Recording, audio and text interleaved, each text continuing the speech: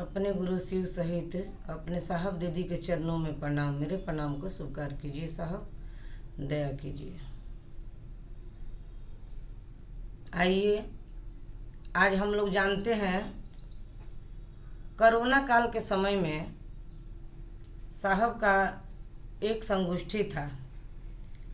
सरस्वती पूजा के दिन कोरोना के बाद साहब ने उस संगोष्ठी में क्या बोले हैं। सारे गुरु भाई गुरु बहन पहुँचे थे, सक्रिय गुरु भाई गुरु बहन जो भी है उस संगोष्ठी में गए थे। सारे लोग अपने अपने बात कहे, जिसको जो कहना था महादेव के बारे में कहा।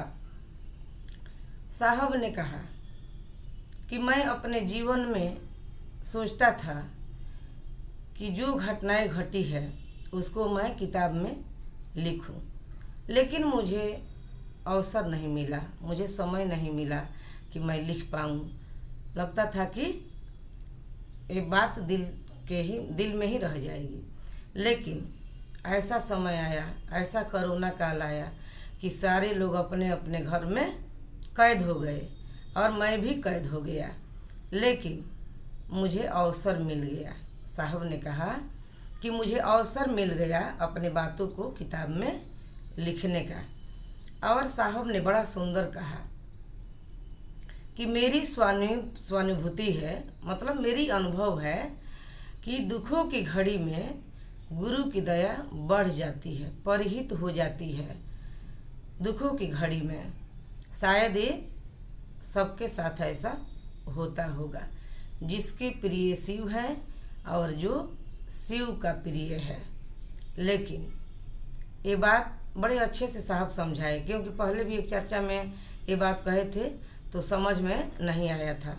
तो गुरु भाई गुरु बहनों ने पूछा और साहब ने समझाए कि जैसे हम लोग कहते हैं मंच से कि हम शिव के गुरु बनाए हैं, हम कभी नहीं छोड़ेंगे, लेकिन जीवन में थोड़ा सा दुख आता है और हम लोग छोड़ देते हैं, चाहे चर्चा में नहीं जाते हैं, गुरु के आदेश में नहीं चलते हैं, क्योंकि अपना दुख हमारे ऊपर भारी हो जाता है, हावी हो जाता है।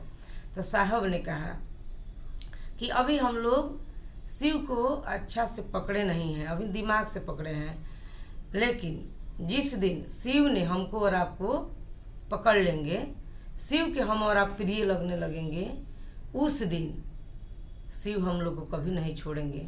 चाहे जीवन में लाख तूफान आए, लाख दुख आए, लाख झंझावाट आए, लेकिन महादेव छोड़ने वाले नहीं हैं। जीवन में दुख होता है, घटना घटता है तो हम लोग छोड़ देते हैं। सबसे पहले पूजा पाठ छोड़ देते हैं, जिस भगवान को मानते हैं उसको छोड़ देते हैं।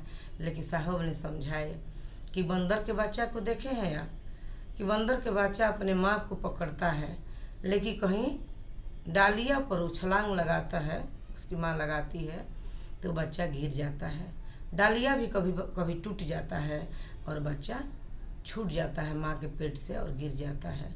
लेकिन बिलाई के बच्चा को उसकी माँ पकड़ी रहती है। बिलाई को देखे हैं, उसकी माँ खुद अपने मुंह में अपने बच्चे को पकड़ के लेके जाती है और बच्चा निर्भय रहता है, क्योंकि उसकी माँ पकड़ी है उसको। हर हाल में माँ अपने बच्चे को नहीं छोड़ सकती है। उसी तरह साहब ने कहा कि अभी हम लोग पकड़े हैं शिव को, कभी छोड़ते हैं, कभी पकड़ते हैं, कभी छोड़ते हैं, कभी पकड़ते हैं, कभी ये भैया ये कह दिए, कभी वो दीदी ये कह दी, इसी में हम लोग लिपटे हुए हैं भैया दीदी के चक्कर में।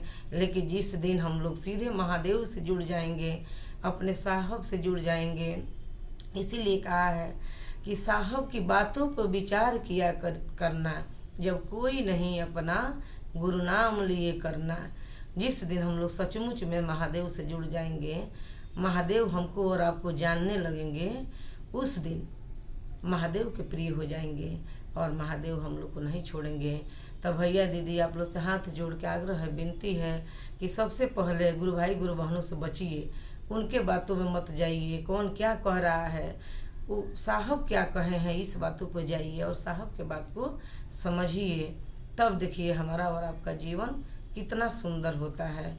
सुंदर, बड़ी शिव सुंदर है, सत्य है, शिव ही सुंदर है, शिव ही सत्य है, शिव ही गति है, शिव ही कर्तव्य है, शिव ही सब कुछ है। शिव नहीं है तो दुनिया में कुछ भी नहीं है।